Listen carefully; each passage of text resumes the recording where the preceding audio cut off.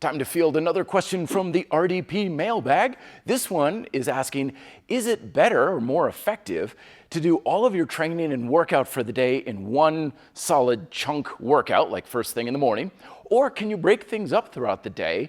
What are the pros? What are the cons? And does it even matter at all? Well, I'm just going to come right out and say that, like a lot of things when it comes to diet and exercise, this is a good example of a detailed way that we can change things around that probably isn't going to matter one way or the other. In fact, I would even go so far as to say that's probably most diet and exercise considerations.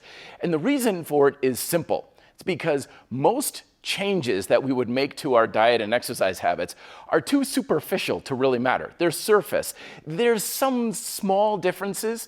There's some changes that may seem like they matter, but always remember, your diet and exercise success does not come from your diet and exercise habits or plans. Instead, it comes from how well you are influencing the fundamental processes of mother and human nature, because that's really what's in charge. We're not in charge, it's those processes. So the process of physical conditioning is we're creating a stimulus, and then our body adapts to that stimulus largely on autopilot. So the real question we should be asking ourselves is, how are we influencing that stimulus by either working out all at once or breaking things up throughout the day? Now, there's a million different ways you can tease out the nuance of this sort of thing. It's like, well, if I get it all at once, that could theoretically create a lot more fatigue in the muscle and therefore stimulate more hypertrophy. But then again, if I break it up, I can really attack each of those little micro workouts. So that might be a better way to build strength and proficiency.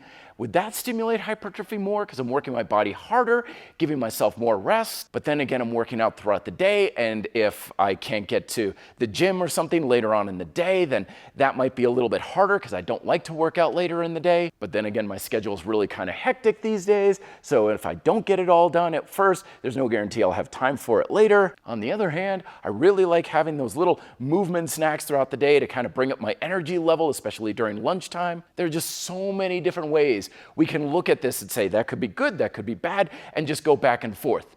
And like a lot of things in diet and exercise, when there's so much back and forth debate about it, that usually means it's over trivial things that aren't really that important. If it really was that important, it should be a fairly obvious answer of, yes, this is definitely the way to go, that's going to be bad, so obvious solution. But most things are not like that. And that's because often the details are too trivial to matter, and if they do matter, it's going to matter on a case-by-case basis. In which case, the only way you're going to know is just roll up your sleeves, trial and error, figure out which one works for you. And if you have one good experience and a bad experience with the other, well, there's your answer. Bottom line is, just get the work in any way you like. Me personally, I like to break things up throughout the day because my day is always broken up. My typical work day usually goes from about 6 or 7 a.m. to 8 or 9 at night, and it's all over helter-skelter every single day.